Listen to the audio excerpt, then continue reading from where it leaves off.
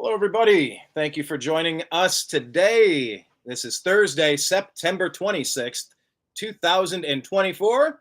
And this is the Strictly Football Show here on The Unhappy Hour. That is Mike Bara. You might have seen him on TV or read his books, or where else would people know you from, Mike? Oh, well, there's quite a few bars. The Chandelier Bar at the Aria is a great place to find me.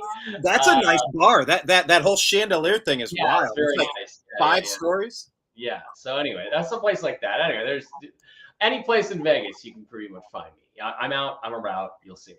Well, my Cleveland Browns are playing in Las Vegas this week. Two disappointing teams at 1-2. I'm sure we will pull that up and talk about it in a moment. But yes, definitely thank you for following us today. My name's Brian Engelman. This is, as I said, Strictly Football. He's a Seahawks fan. I'm a Browns fan. But we're going to kind of go through what happened during the last week of action and then kind of look forward to what to expect and maybe make our prognostications for the week ahead. By the way, before we get into it, Mike, we're kind of wrapping up baseball. Do you have any baseball affinity? Are you a Mariners fan? Are you excited about the A's coming to your backyard? Well, nobody is a Mariners fan. We're a Mariners sufferer, much like the Factory of Sadness that you have out in Cleveland. We had the same thing in Seattle. It's absolute misery. We did make the playoffs last year by the skin of our teeth, but that's Playoffs. Playoffs. Playoffs. Win a game. Yeah, that's my kitty wins in. Once again, they had the best pitching in baseball and literally no offense, and subsequently missed the playoffs in a season when the Houston Astros were ripe for the taking. So it's just another mess, completely screwed up ownership, completely screwed up general manager, Jerry DiPoto. Just don't know what they're doing. And here we are, once again, not going to the World Series. You've had some great players, man. So the Ken Griffey's, the Ichiros, the Alex Rodriguez's. You've had some really nice talent up there in Seattle over the years. Well, but it doesn't amount to anything because you have a lot of problems. You have individual pieces, but you don't have any vision or team coherence. I think is the big problem. Well, on the flip side, like I mentioned there, you're going to be getting a new baseball team. It's the Oakland Athletics. They're going to Las Vegas. I guess they're going to be the Las Vegas Athletics. They used to be the Philadelphia Athletics. That is a well-traveled team, a vagabond team, if you will. But yeah, my Cleveland Indians, they call them the Cleveland G somethings. I'll call them the Tribe, but they're a half game back of the best record in the American League, neck and neck with the New York Yankees. Half a game separates them. Maybe we have our Cy Young winner, Class A. He's our relief pitcher, set a franchise record, I think 46, 47 saves. He's absolutely lights out. Our bullpen is fantastic. Our starting pitching is fantastic. And we have a shot. I've been waiting for a championship my whole life. So anyways, I pulled up ESPN to kind of go through the games here. I saw all the baseball scores. And I was just curious if you cared, like on your 0 to 100 give a shit meter, how much do you care about the sport of baseball? I'd probably say football is my favorite sport. I love basketball. I love baseball. I love playing some tennis more than I love watching them. But hold on. Now your microphone has gone silent again. I cannot hear you. Doggone it, he says. But I cannot hear you at the moment. If there has been one consistent, I think we got you. How about now? Yeah. No. Something screwed up. I got to restart the whole computer. No? Is that you're kind of in and out? Do you need to restart it? No, I think we'll be okay. But can you hear me? Okay. Yeah. No. It's not synced. It's all out of sync and it's stuttered a little bit. Okay. Well. So we are working through a little bit of tech issues here. Mike, if you need me to stall for a minute while you restart, I think you had to do that last week. No, there's nothing we can really do about it. This is the best we're going to get, I think, for today. Okay. Yeah. Well, look, and I'm running on my backup laptop computer, as I mentioned. It'll sync at some point, I'm sure. Yeah, we will figure it out. This might not be that moment. Okay, let's kind of jump into it then. and talk about what we saw in week 3 in the NFL. A couple of surprises and a couple of exactly what we expected. So let's kind of go through last week, starting with the Thursday game. Man, it seems like a million years ago, but Patriots got creamed by the Jets, and Aaron Rodgers was able to get it done. His first home start since his injury, and he looked okay. 281 yards, 2 touchdowns. What did you take away from this game? Is it that the Patriots are pretty bad, the Jets are kind of okay, or just what did you think, Mike? Well, my buddy Jim Mitchell, who's going to give us some tips for this week. Last week he said, look, teams that play going to overtime on Sunday are 4-23 on the following Thursday night when they have to play. So it was no surprise the Patriots had nothing in the tank. They didn't show up. The Jets kind of took it easy. It was a low energy game. Let's face the reality. And Rodgers looks hesitant, but he's not flinging all over the place. But I mean, all the talent is still there. The feet, the arm talent. I thought the best part about it was when Robert Saleh comes up and tries to hug him, and he pushed him away with, and that shows you what a competitor this guy is. Yeah. And it also shows you how little respect people have for Robert Saleh as a head coach, including the players. That's what I thought was interesting about that game. Well, I'm sure if you turned on ESPN, they would say the exact opposite. They'd say, oh, that vaccine denier, Aaron Rodgers, he's the most unliked player in sports. Look at him. He can't even get along with his coach. I'm sure that's what the woke ABC, ESPN, Disney company was putting out there, putting it on Rodgers because he's a free-thinking jerk. Nobody likes the guy. That's kind of like the opposite. I feel like that was what I heard a bit of that. But I'm still trying to understand. In the moment, like, were they kidding around? It was that he wanted them to hold him on the whole explanation got a little convoluted. I mean, your main takeaway with that, you're not a Robert Saleh fan at all. You've mentioned that in every show that we've done. But why was the push again? He pushed him away because he tried to embrace him. And Rodgers was like, get out of here. I don't like you. Get out of here. The defense, it's not over yet. The defense didn't stop him. Like, what was in his head? The game wasn't over yet. Why are we celebrating? Who celebrates a game that's not over? And get the fuck out of my face. That's what I got out of it. I think it was more just what are you doing? It's like the third quarter. So I don't blame him for and again, Rodgers is disliked because he proved that ivermectin cures COVID, and that was what got him in trouble. It's amazing. It's amazing that telling the truth got people in trouble during these last 4 years. I hope everyone remembers this at the ballot box, by the way. The AFC East, we'll talk about it, with some of these other games. But if you look at it, Buffalo's 3-0. New York is 2-1, sitting there one game back. Miami, they're without their quarterback for God knows how long. They're 1-2. New England's 1-2. I mean, the Jets and the Bills are competing for this division title at this point. But if you look at the Patriots for a second, Jacoby Brissett didn't clear triple digits on passing, 98 yards. Gibson, their running back, only had 29 on the night. I mean, they're saying maybe bring in the rookie. If you were running the Patriots, would you bring in another quarterback, or just they have bigger problems than just what's happening at quarterback right now? Well, they do have bigger problems, but I think there's no rush. I think what you should do is just kind of keep going with what you're doing. Figure out what you do well and what you don't do well before you bring the rookie. And there's no point in rushing him. I would do the same thing they did last week. I would keep starting Brissett, and if the game gets out of hand or you fall far behind, you bring in Drake May and give him a shot, But if you're going to do that, you got to give him some practice reps during the week. And I understand last week they didn't do that, and then they threw him out there. That's like textbook how to screw up a rookie quarterback and shoot his confidence. So I wouldn't do that again. But, I think there's no rush on putting him out there. You can definitely put him out there in week 8 or week 9 and have him play half a season and find out a lot more about Drake May than you're going to find out about him right now.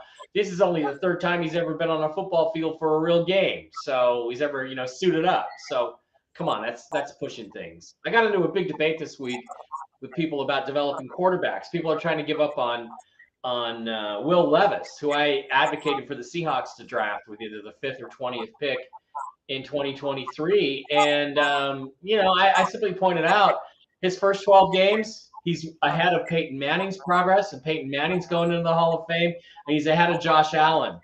by miles in terms of his progress. And Josh Allen is, by a lot of people considered the best QB in the league right now. So, don't rush these guys. Give them a chance. They're rookies and they're playing the most complex position in the game, which is quarterback in the NFL. It doesn't get any more complicated than that. Yeah, and you're right. If you look back at some of the careers of the Peyton Mannings, and you could go down, there's a laundry list of people that didn't jump out of the gate, leading the pack by any stretch.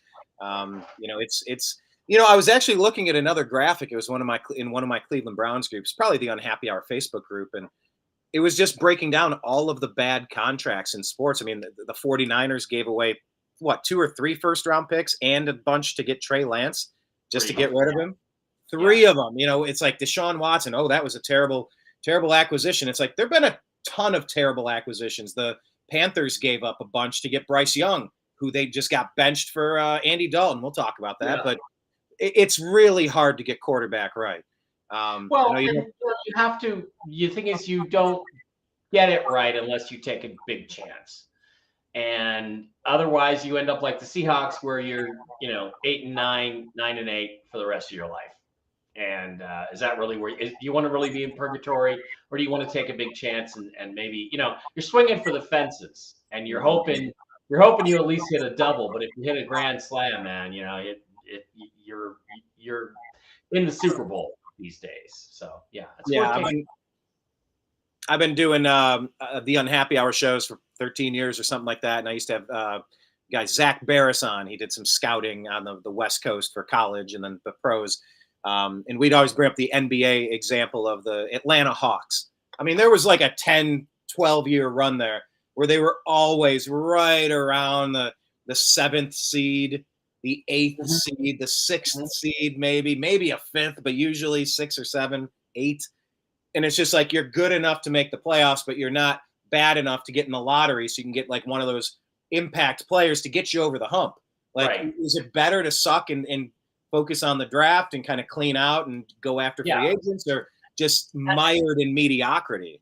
And I've got Seahawks Twitter clowns telling me, oh, well, they can just get a guy lower down. They did it with Russell Wilson. And I'm like, Russell Wilson is a once-in-a-generation get in the draft. Seriously, do you seriously think for the second time in 12 years, you're going to find a freaking Hall of Famer in the 3rd fucking round? You're out of your mind. I mean, the only reason the Seahawks got Wilson is because the Jaguars drafted a punter because they thought he was too short at 5'10".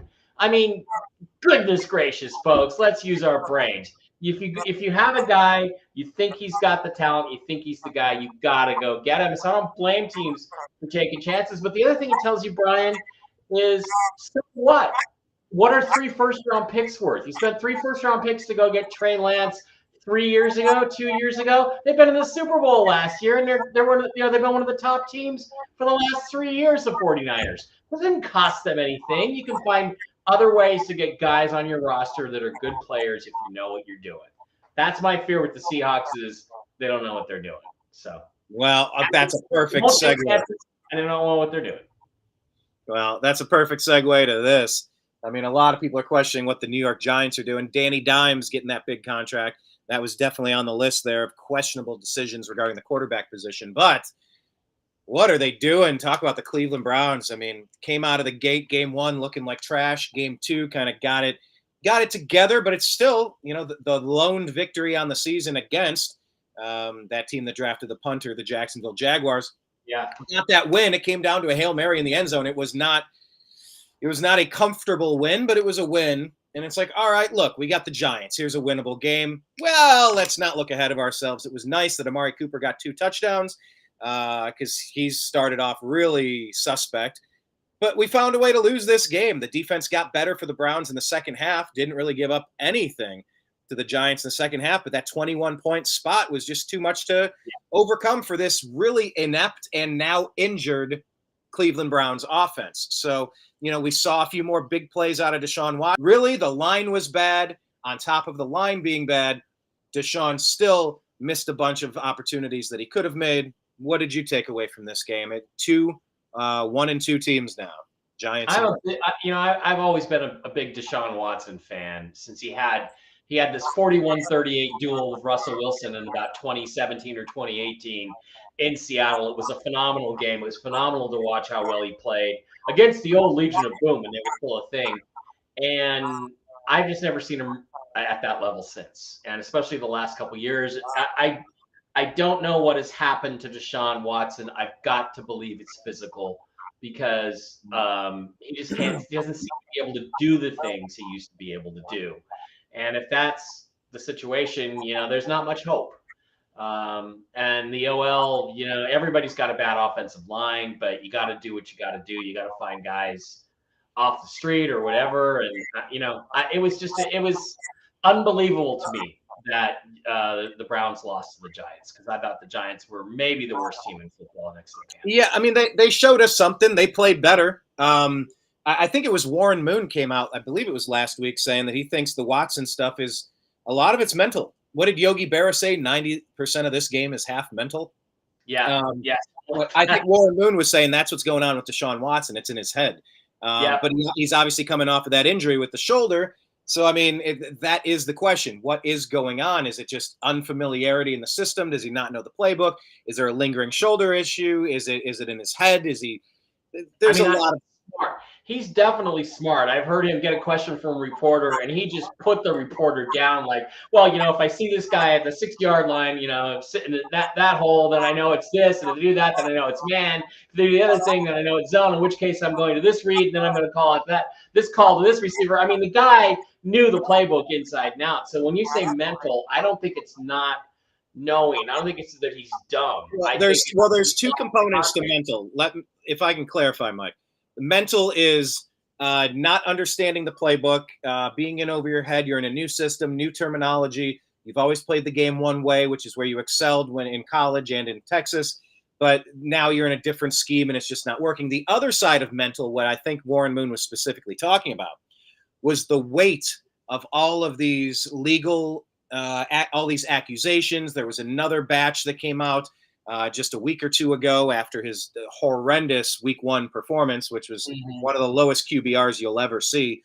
But I think Warren Moon was saying just the weight of all of these accusations, the courtroom drama, the payouts, the trouble that he's in, that might be what's weighing on him. Not that he doesn't understand the playbook, but he's been beaten down and he's lost his energy, he's lost his focus, his mojo, his confidence, all that stuff. Yeah, Warren Moon might know a little bit about that because he certainly had his fair share of run-ins with the law and not doing things the right way. So Warren probably knows whereof he speaks there. Yeah, it's like he's got so many distractions. He's not focused enough on football. That could be. Yeah, and that's a concern for anybody anywhere. I know when Baker Mayfield was with the Browns and he was playing well, everybody loved him. But then when he started playing iffy, and then when he got injured and played like trash that whole season, it was like every time you saw a Progressive commercial with Baker, it's like your head's not in it. Why are you doing commercials? You're clearly not focused on the game. Like they turned on him so fast, I think way too fast. But speaking of turning on him fast, this game started off with a kickoff that the Browns recovery team, the Browns kickoff team, was able to force a takeaway. And on one play, I mean, the old Deshaun Watson chucks it to Amari Cooper, a 24-yard touchdown play. One play, one touchdown. Browns are in commanding lead of this game at home, 7-0. And then kind of the wheels fell off, and they were given ample opportunities through turnovers and good plays to just put some points on the board. But, when Deshaun wasn't struggling to run out of a busted line blocking scheme, he was missing the opportunities that were there. He had 2 touchdowns, Cooper, but it was a tough performance, man. It was a really tough one for me to swallow. It took a lot of energy out of the season for me. Yeah, well, but the good news is, look, you're 1-2. You're not out of it yet, so keep fighting.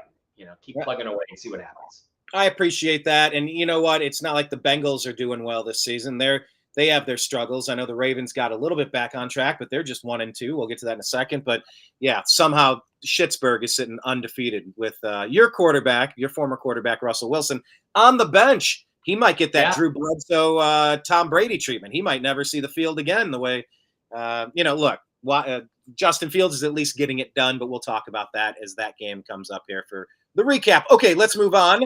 Packers got the win over the Titans. That is Malik Willis showing the Titans what they could have been. And of course, Will Levis, as you mentioned, tossed 2 touchdowns, but did take the loss. What do you make of the 2-1 Packers missing their quarterback and the Titans at 0-3, trying to figure out their thing with Willis? With Will Levis.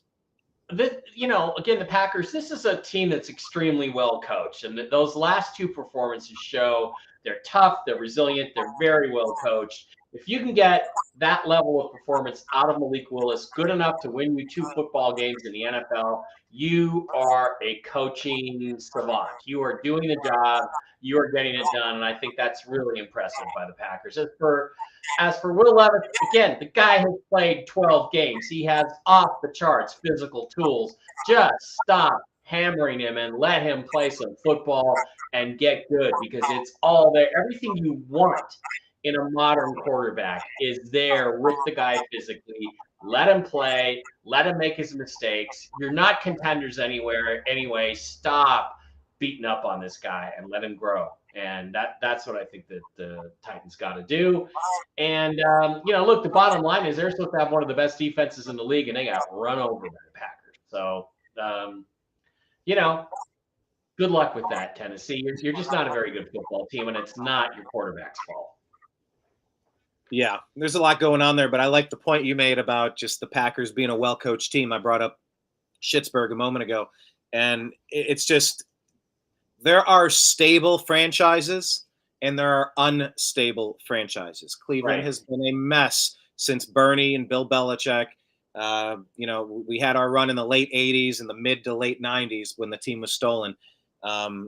Nick Saban and Bill Belichick on the coaching tree, and we got nothing to show for it. It's just unbelievable. But yeah, the Packers are stable. There's a series of teams, a small echelon of the Chiefs and 49ers that are consistently competitive, and really a lot of the rest of us just kind of fighting for scraps, it seems. But yeah, Packers with a good win. Tennessee's looking like a high draft pick, plenty of season to go. But the Will Levis conversation, they're definitely going to see as much as they can if they're going to have a high draft pick. Yeah, let's revisit it after the guy has 30 or 25 or 30 starts, and we'll start talking about it. So. All right, perfect. Fair point. Let's talk about another new quarterback that does not have many performances under his belt.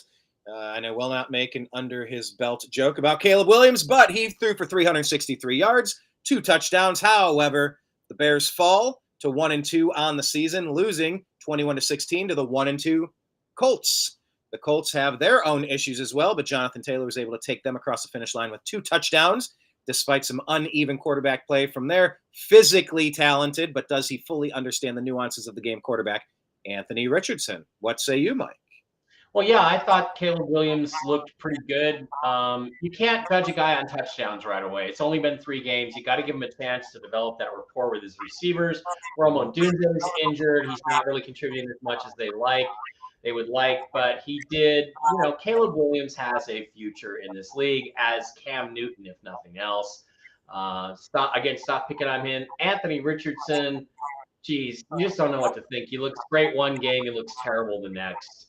You're looking for that consistency, and I don't see it in him. The Seahawks were really high on him in 23, and if they traded up, the rumor was they were going to take him over CJ Stroud, which would have made me blow my brains out.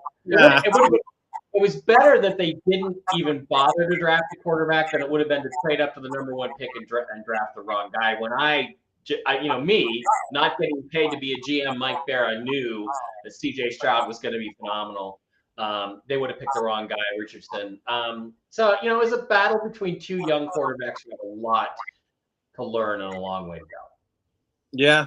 And that's why you have 2 1-2 teams there. I just want to give a quick shout out to Jonathan Taylor. He's had some injuries over the years, but a solid performance from him, 110 with 2 touchdowns. And a special mention to former Buckeye running back Trey Sermon. He's bounced around a little bit, but he had a touchdown on the day as well, Mike. And Jonathan Taylor took off that gay concussion padded helmet thing. What do they call it? Guardian helmet. He finally took that off and just played a game with a regular helmet. And guess what? You did great, John. So hang in there. Taylor is a guy my brother really wanted a few years ago for the Seahawks. They could have taken him in the first, and they've struggled to find great running backs ever since then. So love Jonathan Taylor. Yes, yes. Well, Amen. let's talk about this next game over here. Here's a running back, Aaron Jones. I mean, he was kind of tossed on the garbage heap. They wanted the Green Bay Packers rather wanted him to take a pay cut, so he made a business decision. But he's playing for the 3-0 Minnesota Vikings. I feel like we need to get Blake Wally in here. This is his old stomping grounds where he grew up. And look, they dismantled C.J. Stroud and the Houston Texans, falling to 2-1. They were. Vikings took this one 34-7. Sam freaking Darnold, 4 touchdowns. Mike, surprised by this, I imagine. Yeah, surprised because I thought it would be a much closer game than this. It was a really tough pick on tough call on which team to pick. I forget who I picked. I guess I'm going to find it out. But Vikings, again, showing that they are really well coached.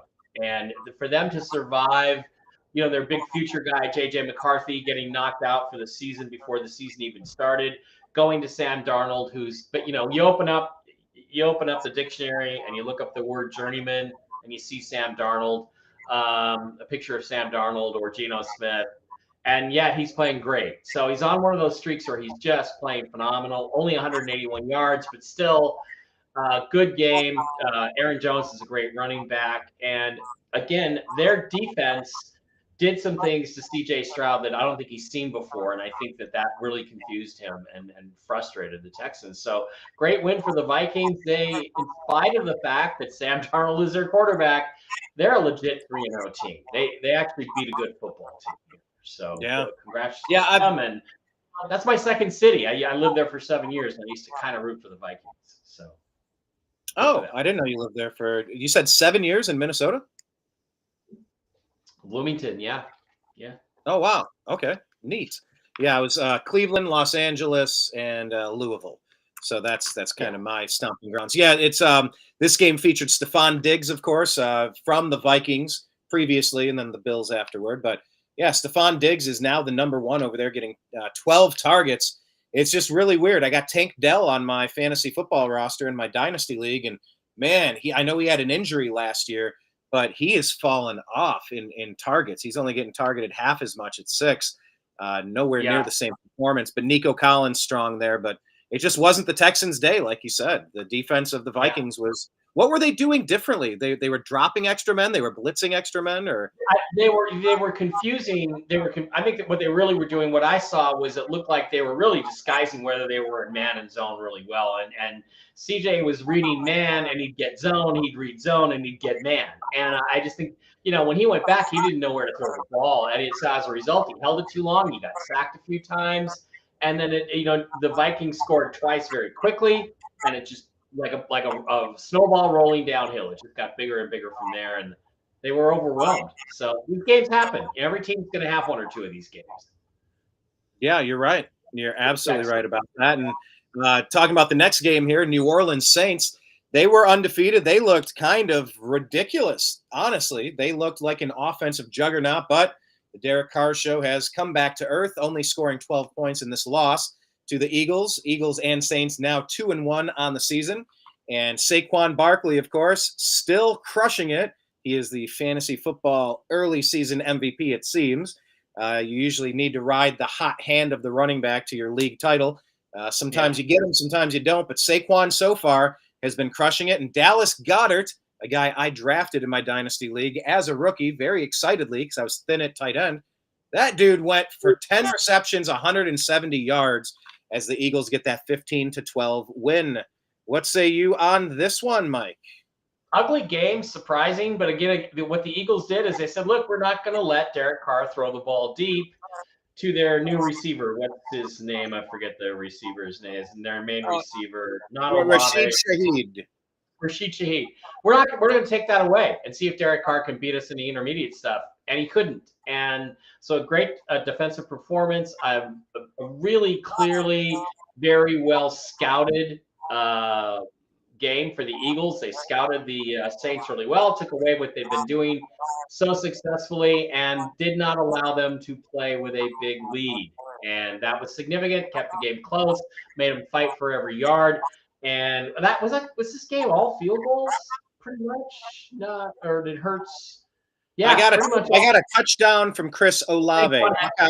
Chris Olave, shout out to you. So mostly field goals, but Olave and Barkley each had, I guess Barkley had 2 touchdowns. So just worked out to be a defensive game, physical, and the Eagles were smart, kept it close, took the air out of the ball, and the Saints were not able they were not able to get over the hump this time.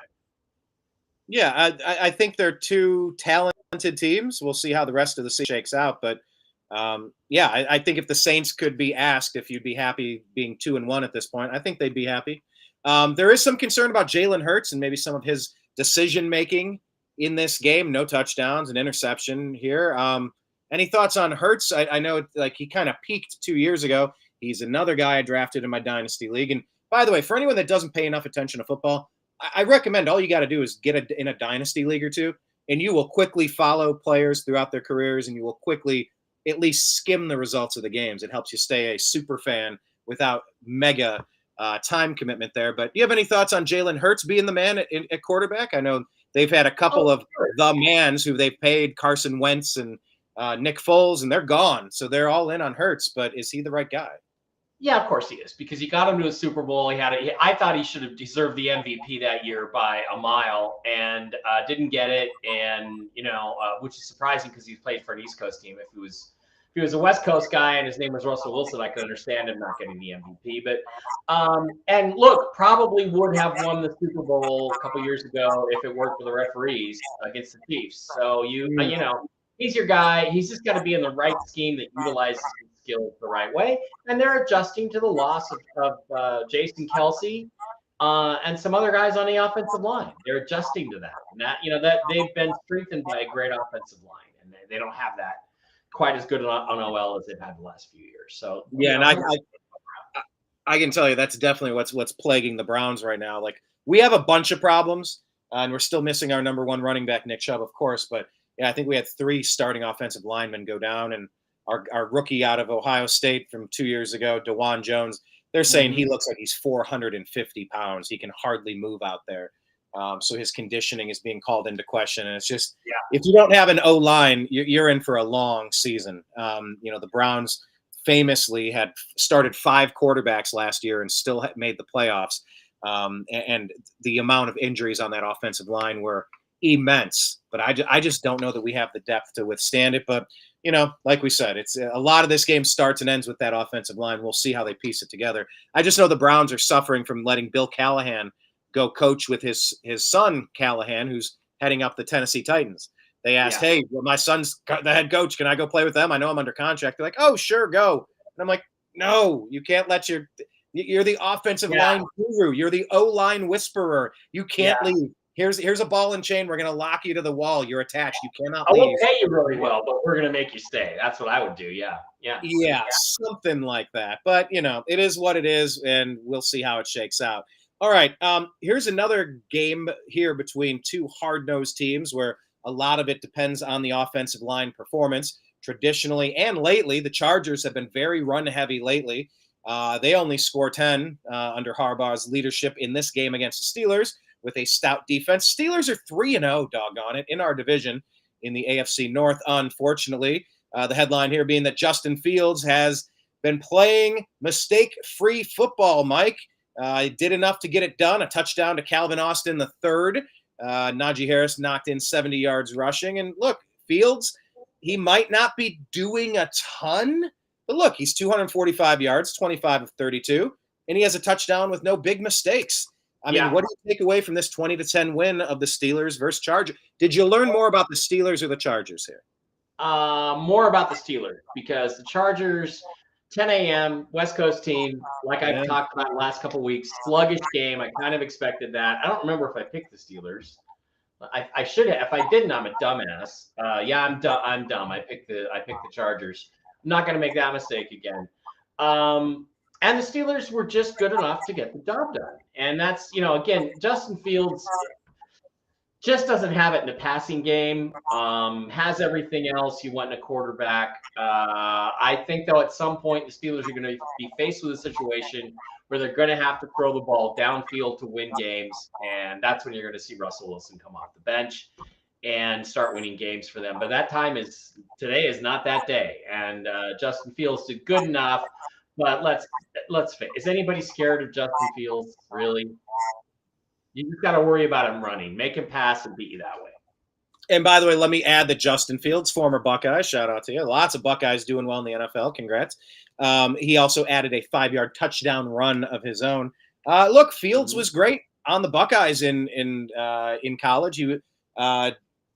C.J. Stroud was great on the Buckeyes in college. Like, they were both able to, different players, of course. Dwayne Haskins. I mean, we've had some interesting quarterback play over the past few years, but he's just getting it done. Is he going to be the one to hit you the home run when you need it? That's the question. That remains to be seen.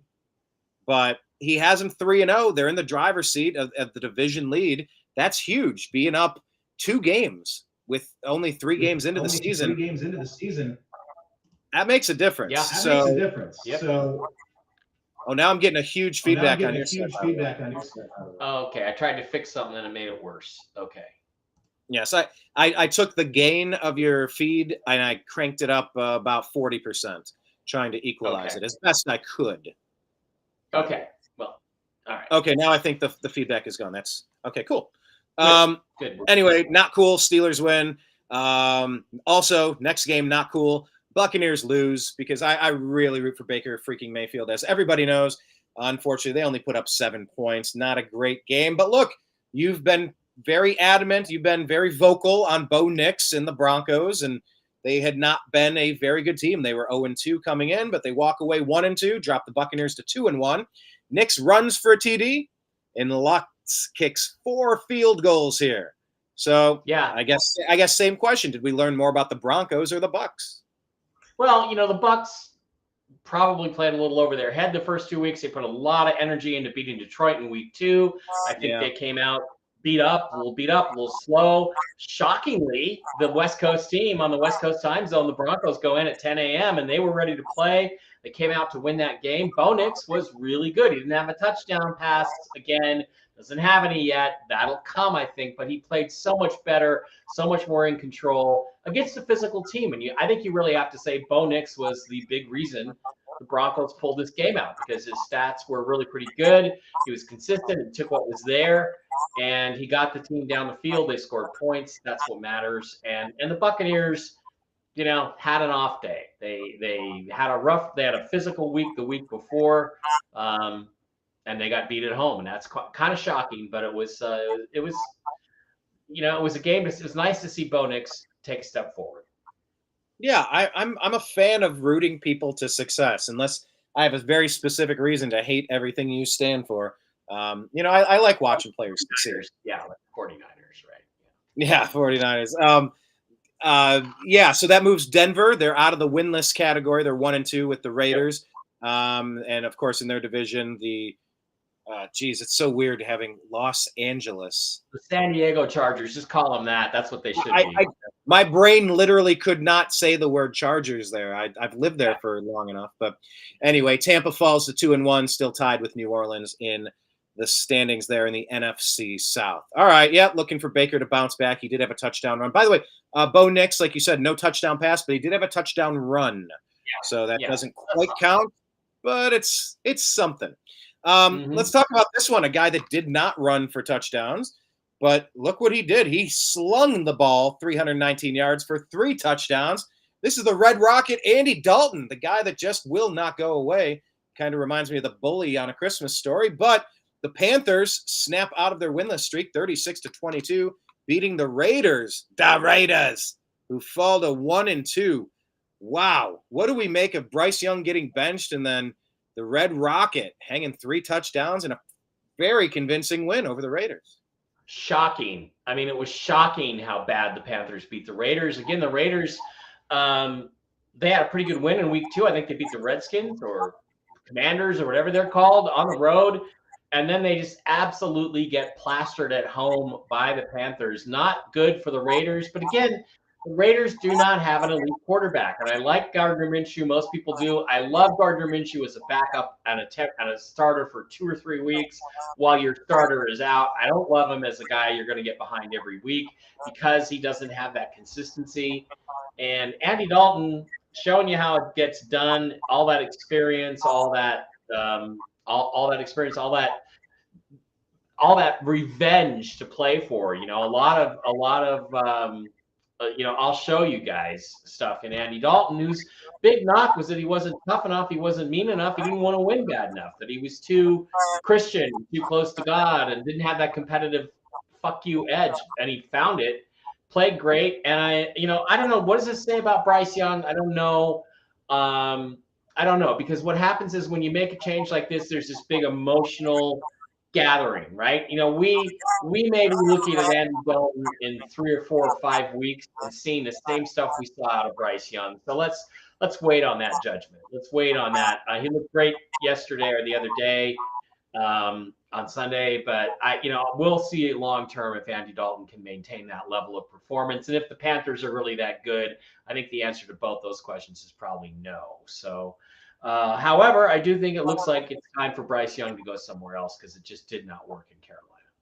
Yeah, well, look, I mean, Baker Mayfield had the same situation. It didn't work for him in Carolina, and went to the Rams and then found a home down in Tampa. So, at the end of this game, they had Aiden O'Connell playing quarterback through a touchdown. So, Gardner did not continue that entire game, although it was mostly out of hand at that point. The Raiders got 15 of their points. Kind of in garbage time there. Shocking that the Panthers could play that well as a unit. Really shocking.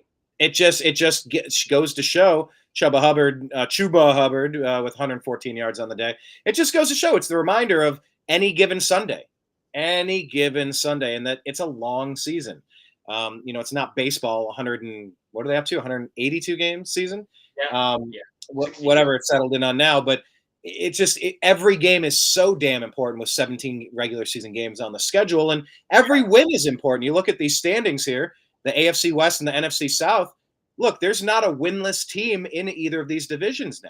So when we're talking about the winless teams, the Titans, it starts to really matter if you have 0 wins and you're trying to get that game-changing quarterback in this upcoming draft. So, these meaningless games between the Raiders and the Panthers in week 3, it doesn't mean anything, but every single game means something at the end of the season when you're jockeying. The NFL is so compelling. Yeah, that's why it's so compelling.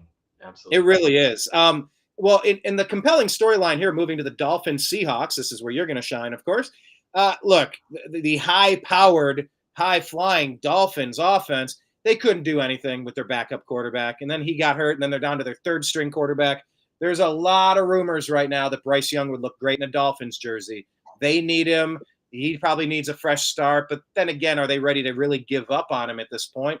You watch this game as close as anyone, being a Seahawks fan. You guys hung 24 on him, improving to undefeated status. Ring the bell, 3-0 on the season. Dolphins fall to 1-2. Tell me about the game. Has anybody seen Tyreek Hill? Did the cops arrest him again? Was he even at the game? Mike, I think I saw him. I'll tell you who found him. Let me tell you who found him.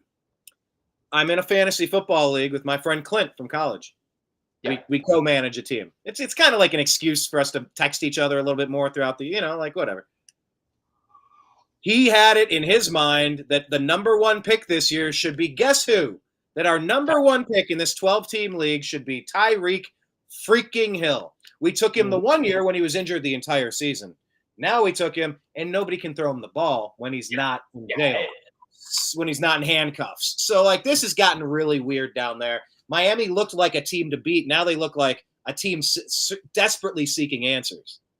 They had nothing in that game. They had nothing on offense. They had nothing on defense. They had very low effort. I think they packed it in and were ready to go home by about the end of the third quarter. Tyreek Hill, I don't even remember him touching the ball, honestly. And we have a good secondary. We do not have a great secondary, but their quarterback just couldn't get the ball out. They couldn't get it to Tyreek. Neither one of them. We had a good pass rush, but again, what are we facing? Not a very good Dolphins offense. They had no running game to really speak of. What did they end up? Yeah, like 13 yards rushing or something insane like that. Yeah, they just couldn't run the ball. They couldn't throw the ball. Zach Charbonnet, my favorite whipping boy, ended up with 91 yards, but he's too slow still. 2 touchdowns. You got me 2 touchdowns in my dynasty league. Yeah, one of them was a 1-yard run, and the other one was Fourth quarter, beating down the defense. The defense was already on the airplane with 7 minutes to play in the fourth quarter. Not okay. Well, hold on. No, I'm just gonna say, not to bring up old wounds, but getting a 1-yard touchdown completion from the Seattle Seahawks is something that might have cost a Super Bowl victory not too long ago. So just punching it in, that's really important from the 1-yard line. I think the thing here is we didn't learn anything about the Seahawks because they've played 3 really terrible teams, or at least teams that were in a terrible state when we played them. Like the Dolphins probably aren't a terrible team, but when we played them, that's probably the worst they're going to look all year, just from everything that was going on with them. There was no fight in them. We beat them up. We walked away. Geno Smith, again, check down Charlie. Almost every completion was within 8 or 9 yards of the line of scrimmage, and then run for another 6, 8, 9 yards. The receivers are doing a good job of that. But here's the thing. 2 interceptions, one of them absolutely terrible when Geno was about to be wrapped up for a safety in his own end zone, throws the ball, foolishly throws it out, way over the guy's head, gets picked off. So he still does stupid things under pressure. Geno's got 3 touchdown passes this year, all 3 on totally broken coverages to wide open guys. He still hasn't thrown a touchdown pass that I would say was contested in any way, shape, or form. So I don't know. Can you say anything about the Seahawks? No, because again, it's like I said the other night. There was a fight in 1972 with Mike Quarry, the light heavyweight champion Bob Foster, and Mike Quarry, white guy, came in, brother of Jerry Quarry, big white heavyweight guy. And they asked Foster, well, why do you think Mike Quarry is 40 years old? And Foster said, because he hasn't fought anybody. And then Foster knocked him out with 1 punch in the 4th round. Best 1-punch knockout I've ever seen in my life. Same thing with the Seahawks. They're 3-0 because they haven't played anybody yet. So I think we get a test this week. On Monday night against the Lions, we'll have to see what happens on that. But, there's not a lot to take from this game. Everything stayed pretty much the same. Hey man, look, you're 3-0. You can take that to the bank. That's sure better than 2-1. It's sure better than 1-2, where my Cleveland Browns are. You're 2 games up on everybody in your like this stuff really matters.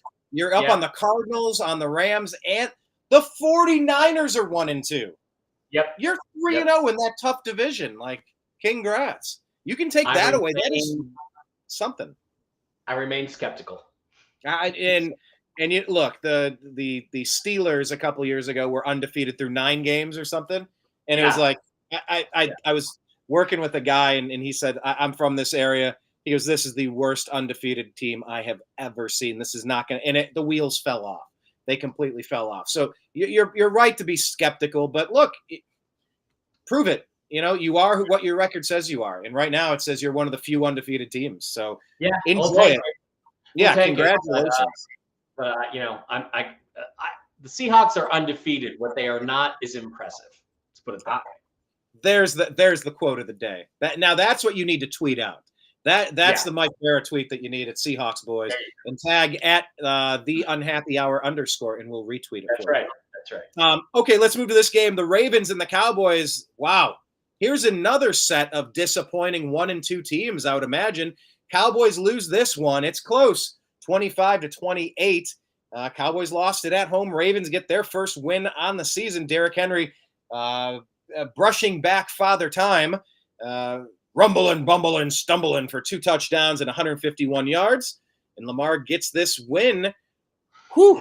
I mean, there were a lot of points scored here. It was a 3-point game. Did you watch this one, and what did you take away? What impressed you?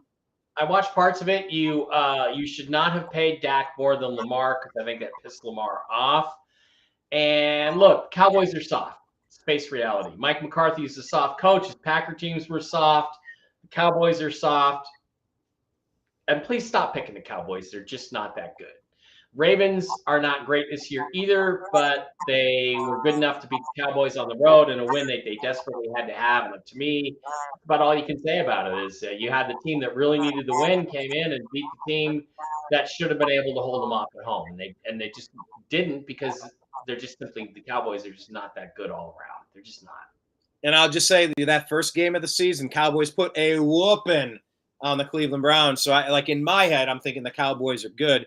And look, if you just look at raw data, if you just peel off the raw data with the passing attack of Prescott, 379 yards, 2 touchdowns, no interceptions. That's not a bad day at the office. You are neither as good nor as bad as you look in week 1, Brian. Just never forget that. And that's another good axiom to repeat. No, for sure. That's a David Bara quote. That's my brother, but I think he's dead on about it. No, but I mean, even just comparing the Lamar Jackson attempts, he had 15 passing attempts in this game. Prescott had 51. I mean, that is just such a diametrically opposed, like these are polar opposite teams. It's like pass, pass, pass. The other one's like run, run, run. We got Derrick Henry, but, Rico Dowdell and Ezekiel Elliott at this stage of his career, that's not really the rushing attack of Emmitt Smith now, is it? No, it's not. It's not exactly Emmitt Smith. Heck, it's not even Pollard, it's not even to that level. So, yeah, not good. Yes. So they're working with what they're working with, but end of the day, they are what their record says they are, and those are 1 and 2 teams battling it out for to figure out if you're a team that's going to compete or if it's a team that's going to be retooling. Here's another battle of the 1 and 2s. This is a weird week with a lot of 1 and 2 teams playing each other. Yeah. Rams were down quite a bit, but they came back and beat the Niners on a late field goal there. The Rams were winless, but now there's 2 1 and 2 teams. Niners losing once again by 3 to the Rams. Look, Brock Purdy, 3 touchdowns, but they got the loss. Kyron Williams, 2 touchdowns for the Rams. That was good for me in that fantasy league because I needed his points for sure. And Jennings with 3 touchdowns for the Niners. These are teams you're very familiar with. What did you glean from this one? Did anything concern you, or did anything make you laugh at their misery in particular? No, both teams have problems, but the Rams are really well coached, and they did not quit. They did not quit, and you got to give Sean McVay a lot of credit for keeping his team in the game, keeping them focused. 49ers are just not that good. They got a lot of injuries. They got a lot of problems. There's a lot of strife. They have guys who aren't in football shape yet. They might have lost Trent Williams for a while now, it looks like, after this game. So I just got to say I was grateful for the Rams doing this because I don't think the Rams can sustain beating teams like the 49ers over the course of the season. They've got their own injury problems. It was 2 teams that are in that 2 and 2, 3 and 2 kind of area, that the 49ers have the ceiling where they could go through all the way to the Super Bowl again. Brock Purdy is still great, but they just had one of those games where lots of injuries piled up. And the Rams wouldn't quit. They didn't give up. They won the game. Kudos to them. But I feel like on their best day, and we haven't seen the Seahawks' best day yet. The Seahawks can beat both teams, but we'll see on their best day. You know what? And I like that you said just the phrase "best day." I would love to see a best day out of the Browns. I've seen garbage for 3 weeks. Yeah. A lucky game 2 win, but man, we look just completely sleepwalking, like we didn't even participate in OTAs preseason. Yeah. We just showed up expecting to have it figured out, but we didn't. Yeah, you look like the team that took a 4.5, 5-hour flight out from the coast to play at 10 o'clock in the morning at home. That's what you look like. So it just was miserable. Well, the Browns are flying out to Las Vegas this week. A lot of people I know are headed out to that. You're playing in the afternoon when you should at least be awake, and you're only playing the Raiders. Now the question is, will the Raiders be embarrassed by what happened, or will they start to fold up on their coach? That's a good question. We'll have to wait and see. Yeah, I'm curious to see what Devontae Adams is. I watched. Did you watch that Receivers special on Netflix? That series? No, I didn't. Did you see the quarterback series? No, I have not seen that one. No. They're good. If you haven't seen, I think Peyton Manning produces them. They're on Netflix, I think. Yeah. Season 1 was quarterbacks. Last year was receivers. Yeah.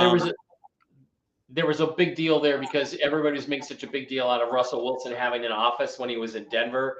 And then on the quarterbacks thing, they found out that like half the guys in the league, quarterbacks in the league, have their own office in the locker room. So, it's only Russ is a diva though. But Russ is anyway. I know. Some of these media narratives can be just so tiresome, so taxing, so disingenuous, so fake. And predictable. So predictable. Absolutely. Well, was this one predictable? The Lions bouncing back in a victory over the Cardinals. A low score, relatively low scoring game, but Goff hits 2 touchdown passes, and Kyler Murray is slowed down a little bit there. 1 Yeah, touchdown yeah. in the air. Yeah, again, that game, I'm glad the Lions won because they'll be less desperate to beat the Seahawks on Monday, although I think they're going to still, be fired up for that. Aiden Hutchinson. Aiden freaking Hutchinson has Yeah. got to be the best defensive player in the league right now. What do they have? 3 sacks, 5 pressures, forced fumble. I mean, he was just a monster out there, and I thought he was the most impressive thing about that game. It was a tough game. The Cardinals are better than we thought coming into the season. They're tougher. They're resilient. They hold up. They could have won all 3 games they've been in this year, but it didn't work out for them. The Lions hang on. Tough win for them on the road against, like I said, a Cardinals team that's better than you think it is. So good for them. The thing that got me about that was scoreless second half. It doesn't happen that way very often, where you just basically don't score 20-13 at halftime, ended up 20-13. So that shows we had one little field goal. Little field goal from the Cardinals in the 4th. But yes, other than that, it was 0-0-0-3. So, yeah, one tiny little score. Yeah, it's weird that a game is so delineated at that halftime, so specifically like that. Yeah, rarely happens that way. What do you think? I mean, look, the Lions they're a fantastic team. They've earned the right to be among the ones that nobody's going to sleep on Detroit coming to town. It never used to be that way. I mean, you got to go back to what? Eric Kramer and Barry Sanders? Or maybe Calvin Johnson, but they weren't even good during Megatron days. Just they scored a lot of points. They weren't good. This is maybe the first time they're all around a pretty darn good team. Arizona Cardinals, I'm looking to see more out of them. James Conner couldn't get anything going on the ground at all. Marvin Harrison is starting to warm up, though. Got another touchdown this game. He really is a game changer. It's just I think it's what the Browns are suffering from as well. Without the dominant, balanced attack with a running game you need to respect, because Nick Chubb has been injured for a year thanks to Minkah Fitzpatrick of Schittsburg on a dirty-ass play, blowing out his knee. It's tough when you're one-dimensional. Kyler Murray should not be your number 1 rusher. He had 45 yards to James Conner's 17. Yeah. It's out of balance. It's not sustainable. And the other thing, too, actually brings me back to the Seahawks game. Marvin Harrison Jr., 11 targets. DK Metcalf only got 6 targets the other day. And, people are talking about now you got to pay DK $30 million a year like all the other top receivers. Not for a guy that only touches the ball 6 times or has a chance to touch the ball 6 times. So interesting how efficient the Cardinals are being offensively at getting the ball to their weapons. That's a sign of a really well-coached team. Again, a team that knows what they want to do. Yeah, you're right about that. But that's the question then. If the Seahawks don't want to pay DK $30 million a year, I mean, is he starting to feel like he's not getting the ball enough? The reason I brought up the receivers thing is because Devontae Adams was on there, and you could, a lot of the storyline was him getting frustrated that they're not even targeting him. He's like, I don't mind if we lose. I feel like I'm one of the best players on this team and I can help us. You got to at least throw it to me a few times to help, give me a chance to try to help. Yeah. And it's like when you don't even get the opportunity to make a play, it starts really agitating you week by week. I think not Braylon Edwards, Odell Beckham Jr., I think that started really creeping and messed up that last season with Baker for sure.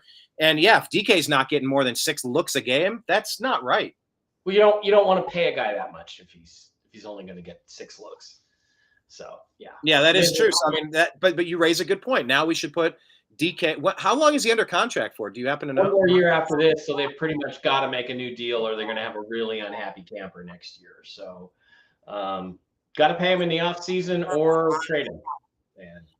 And we'll get to unhappy campers in a moment with this Bengals game here. Just a couple more games to wrap up. But Jamar Chase finally getting back on track. You mentioned the Chiefs here. Chiefs beat the Falcons 22-17. Chiefs remain undefeated. Falcons fall to 1-2. You mentioned that the so-and-so could have had another Super Bowl, except the Chiefs had the call. We're talking about the Eagles. It was. I am so tired of the Chiefs getting every damn call.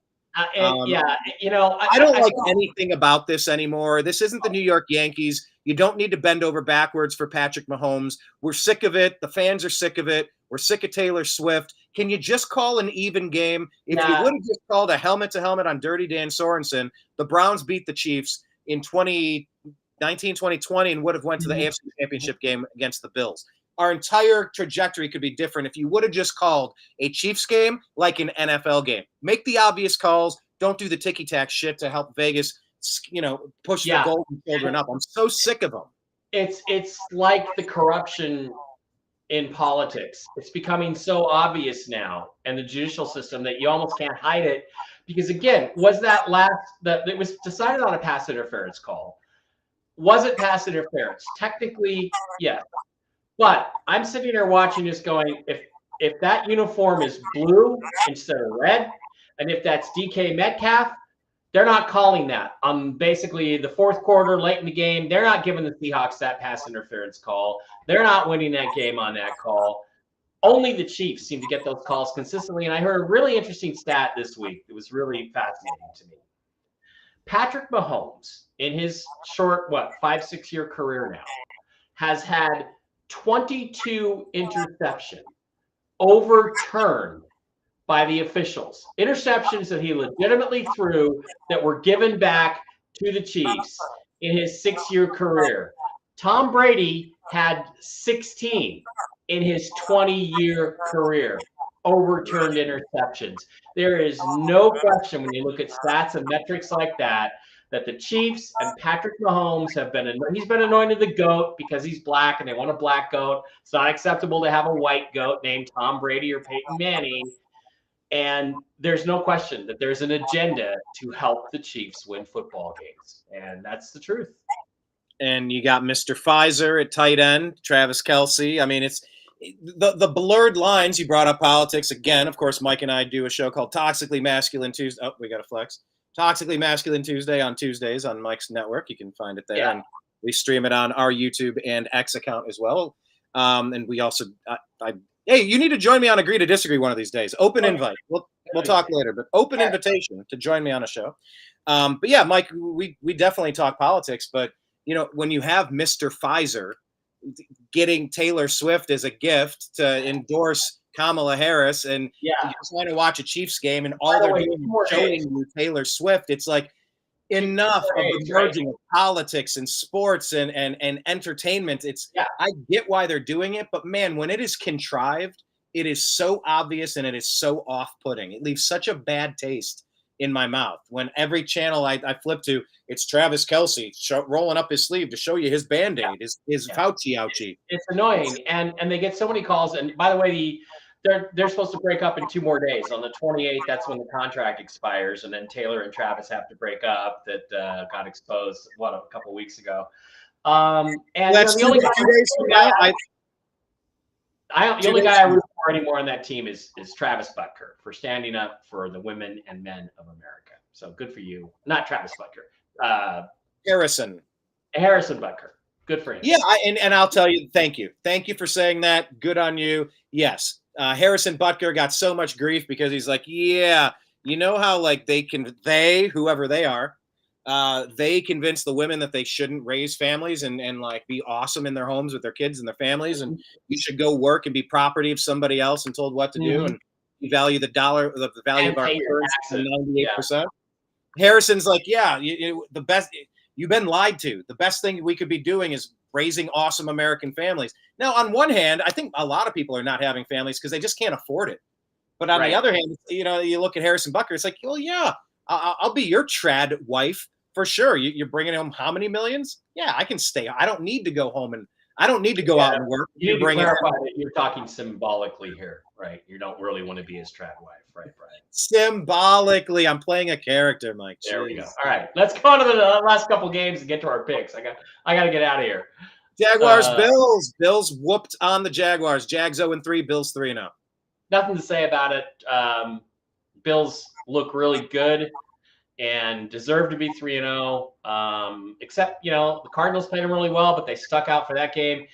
The big question here in this game is what has happened to Trevor Lawrence. And You know, he's got to be salvageable. But then you look at this situation where, you know, is the coaching really there for him? And you know, what is going on with Trevor Lawrence? Because he should be better than this at this point. He should be I not. mean, he had Doug Peterson, Urban Meyer. Like, there have been a lot of people around him trying to get the right system in place. They haven't found it. And remember, in college, Trevor was like, he did really well, but then he was kind of exposed by the Buckeyes. Horrible coaching plays overturned that and kind of gave them the win, I believe, if I'm remembering the years correctly. But that's the right question. Is Trevor that good, or is he just not? He's good, but they're not getting the most out of him, and we got to figure out why. And Doug Peterson, you know, you think, well, this guy who's won the Super Bowl, but that was nearly 10 years ago, and he got ran out of Philly just a few years after that. Maybe Doug Peterson is the problem. I don't know, but that's the big takeaway in this game. So it's a big takeaway. All right. Well, you know, we're going to find out. They're 0-3. You can't stay winless too many weeks into the season before it's time to play for those top draft picks. And those top draft picks are quarterbacks. Although Trevor did recently get paid. We'll see. Yeah, Josh Allen is looking legit still. Okay, final game of last week. Commanders, look at this. Jaden Daniels. I drafted him in a fantasy league. Very happy about that. They were able to get the 38-33 win over the 0-3 Bengals. Bengals being 0-3 in the Browns division is fantastic. What did Jaden Daniels show you? That he's going to be an elite quarterback in this league. I mean, for a guy with so little experience, coming from a system that wasn't particularly NFL-like, to play that amazingly well against a good team, against any NFL team, to play like that, the accuracy of the throws, the timing, the intelligence of Jaden Daniels. You know, there's Anthony Richardson is a guy with great physical tools, but you listen to him talk and he's a dumbass, right? Jaden Daniels is no dumbass. Jaden Daniels knows what he's doing out there and has poise and confidence. And wow, what a debut really it's been for Jaden Daniels. I think it's possible the Bears are going to regret not taking him over Caleb Williams when all is said and done, because Caleb Williams looks like he's going to be a headache to a certain extent. Jaden Daniels, this year's CJ Stroud, I think he just looks great so far. And what else can you say about him than that? He checks every box athletically, and also, you know, he reminds me, not physically at all, but watching that game, the first time I've seriously watched Jaden Daniels, it reminded me of the first time I ever watched Russell Wilson play as a starter. Game 3, preseason, Kansas City, and you watch the game, and I'm like, this guy's going to win us the Super Bowl. And I look at Jaden Daniels, and I say to myself, this guy is going to win a Super Bowl. He is. I'm just going to say that right now. He definitely had an impressive performance. Terry McLaurin, former Buckeye, doing well there, and Jamar Chase, 2 touchdowns. Yep. It's so weird looking at the NFC East. Washington is on top, tied with Philadelphia 2-1. New York and Dallas at 1-2. It's a weird season, but look, there's plenty of season to go, and I think that is. Yeah, let's wait and see how it all settles out. It is early though. Absolutely. Well, then let's look ahead to Week 4, Mike. And like I said last week, why don't you make your picks first? Because I need to mix it up because my performance is a little lackluster. So I need to kind of wear a different pair of socks for the game day. I need to get some good shoes. Last week on NFL Game Picker, I believe I was 8-8. Yeah, 8-8 for that week. But I'm 20-12. No, I'm 28-20 for the season. The games I got were the Jets, the Colts. I got the Vikings, the Seahawks, and the Ravens, the Lions, the Chiefs, the Bengals, the Bills. Other than that, I missed up. So it was, but I'm a little bit ahead because you had such a bad week 1. Let's slide it over to week number 4 and look at who we like in week number 4. Now, I want to read off a couple things. My friend Jim Mitchell sends me these little tips every week. And last week he sent me the tip. We all need a friend like Jim. Teams that play overtime on Sunday and then play on Thursday are only 4-23 on those Thursdays against the spread. So, that's a big deal. So I'm looking at this and so he sent me some tips that I want to read off. Dak Prescott is 16-2 straight up against the NFC East. Joe Burrow is 14-6-1 against the spread after a loss. That's something to keep in mind. The Broncos are 4-7 straight up on the road. Brock Purdy is 12-2 against the spread at home.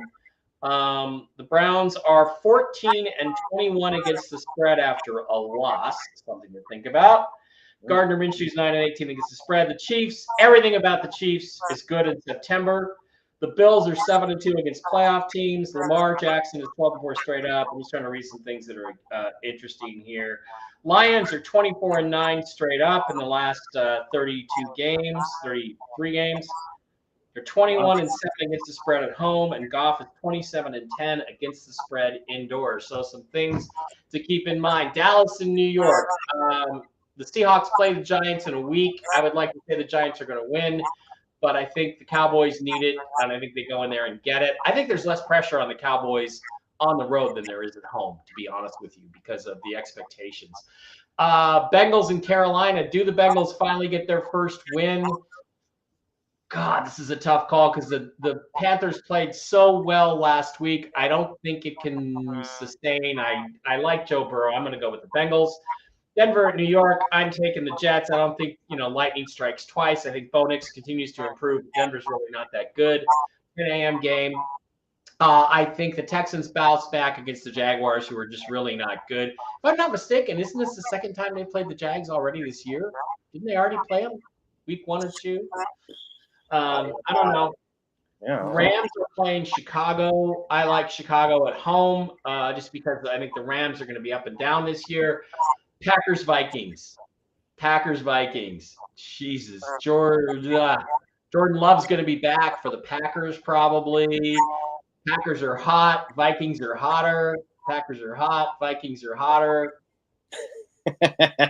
Flip the coin. The coin. Packers at home. I think Sam Darnold's going to turn into a pumpkin at some point. I don't know when that's going to be, though. New Orleans, Atlanta. Again, I think that the Saints fall to 2-2 because I think the Falcons are playing pretty well, so I'm going to take them at home. Tampa versus the Eagles, one of the better games of the day. I like Baker. I like Tampa at home. I think they took a beating last week and are going to be mad about it. The Steelers at Indianapolis. Colts are just not that good. I think the Steelers find a way to get it done, even on the road. 49ers at home against the Patriots. That's easy. Washington at Arizona. Boy, I liked Washington. I'm going to go with them, pick them in the upset. I like Cleveland against the Raiders. Both teams in disarray, but I think Cleveland will do pretty well. It's because they're your team.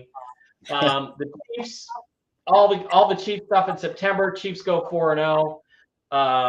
Lamar Jackson. What was it about Lamar Jackson? Is 12-4 straight up. Ravens are great at home. I'm taking the Ravens. No, taking the Bills. Josh Allen is too hot right now.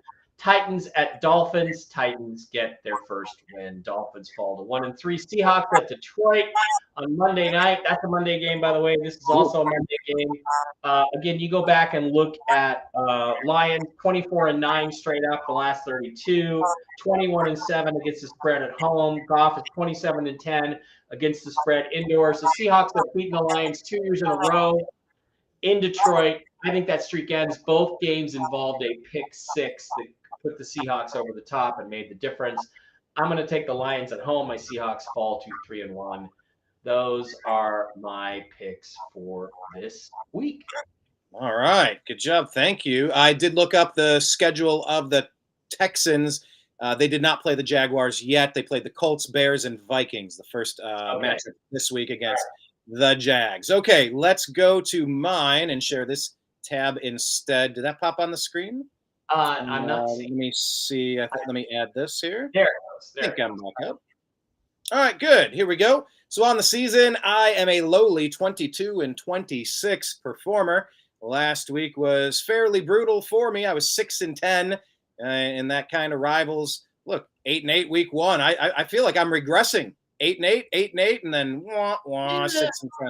I had one good week and you had one bad week, and that's the difference right now. So let's see if I will have a bad week. Let's see if we can turn it around. I think here, I just watched the New York Football Jets. They showed me a little bit of something. I'm going to go ahead and pick the New York Giants. I don't know why. I felt like they hung in there much more than I expected. So I'm going with the Giants there. This is the Andy Dalton Bowl. And you know what? Look, I'm going to go with the Panthers. I'm just going to go with it. Ride the hot hand. These guys are struggling to figure it out. They are very talented. This is a goofy, risky pick. I understand that. But look, ride the hot hand, and Andy Dalton surely is that at this point. Denver, New York. I'm gonna go with Aaron Rodgers. I think their team is better, especially at home over here. And Mile High, I might have picked them. Let's go ahead and say Jacksonville gets their first win of the season. I'm not convinced that they're such a train wreck. They are 0-3. But like I said, even with the Browns, it came down to a Hail Mary. They have some talent on both sides of the ball. They just have to get it to click at the right times. Let's go ahead and say this is the week they get it right. Los Angeles and Chicago. Oh, they're so banged up. But they're probably well coached. You know what? I'm going to go with the Bears in this one over the Rams, shockingly. Minnesota, I'm going with Minnesota. I think Sam Darnold continues to be a stud. He's going to get that victory. New Orleans, Atlanta, Carr's going to bounce back. I still don't know. I don't know how they're using Bijan Robinson at all. Baker's going to beat the Eagles, Baker and the boys. I can't pick against the Steelers at this point. I hate picking them, but I'm going to go with the Steelers over the Colts. Frisco over New England. I'm not convinced New England has much at this point. I'm going to go hot hand Washington over Arizona, Cleveland over Vegas. I'm going to pick the Chargers here. Going to finally knock out the lucky. I've never seen a more lucky team than the Kansas City Chiefs. I think the Lightning Bolts take them down and give them the first loss on the season. And like the same thing I just said there, I'm going to say Baltimore wins and gives the Buffalo Bills their first loss on the season. They're tough at home, and they're just a well-coached team as well. Tennessee, Miami, you said something great. You said this is the worst Miami's going to look all season because the quarterback had almost no reps. All right, with an extra week, I think they're going to throw it to Tyreek a few more times, get a little bit more running game. I'm picking the Dolphins, and then Seattle at Detroit. Oh, geez. Be smart. I'm going to go with the Lions. You talked me out of it because you're just so convincing that they haven't played anybody tough. I'm going to go with the Lions in that one. And that wraps up our predictions. Go back up a little bit. There are a couple picks there. Roll up the screen a little bit. All right, let's go. Where was the gutsy call? I had a couple gutsy calls. Well, probably Minnesota over Green Bay or Chicago over the Rams. Jacksonville over Houston. Jacksonville is big balls. That's big balls. But that's pretty stupid. Every team's pretty much going to win a game sooner or later, except if you're the 2009 Lions, 2008 Lions, and you're not. Or the Cleveland Browns of 2017. Yeah. That was so cool. Carolina over Cincinnati. That was another gutsy one. New York over Dallas. But my whole pick week was just, I'm going to do the opposite of what Mike's doing because I got to try to make up some ground here. So feast or famine, one of us is going to come out way differently than the other. It's not really a competition. It's just for fun. But it was a great week in the NFL. It should be exciting this week. I think tonight's game is going to be fun to watch. I don't think it's going to be a blowout. Either way, we'll see. All right, perfect. Tell people anything you want them to know, where to follow you, what you got coming up next. Seahawk Boy Mike B on Twitter at Seahawk Boy Mike B on Twitter X is a good place to follow me, and I've got Seahawk Boys TV on YouTube and Seahawk Boys TV on Rumble. Follow the channel. I didn't do a Seahawks video this week because I felt like I didn't have anything to say because it was pretty obvious what was going on in that game. So I suspect I will have more to say this week. And let me just tell everybody, I love my Hawks, but Geno Smith is not elite. He's not. What would it take for you to be convinced Geno's elite? What would it take? A Super Bowl win? He'd have to play a great, consistently strong season and a Super Bowl win. And he just is never going to do that. He hasn't done it yet, so he's not going to. And he hasn't done it this year. So any given year. All right. Well, we'd have to get really lucky to even get to a Super Bowl with Geno. Well, that's every team in the league, by the way. Every team needs a little bit of luck on their side for sure. Sure. All right, Yes. Mike, thank you very much. And to everybody else, make sure you're following the New American Media and the Unhappy Hour in all of the platforms. And we'll be back on Thursday at 5 p.m. Eastern to deliver you another Strictly Football episode. Mike, is Brooks coming back on Tuesday? Or I think he may be back by then, but we shall see. I don't know if we're going to need you another week. I think he said 3 or 4 weeks. It's been 3, so we'll see. You let me know. I appreciate you coming in on Toxically Masculine Tuesday and filling out the role. Anytime. Thank you so much, Mike. We'll see you next Thursday, everybody.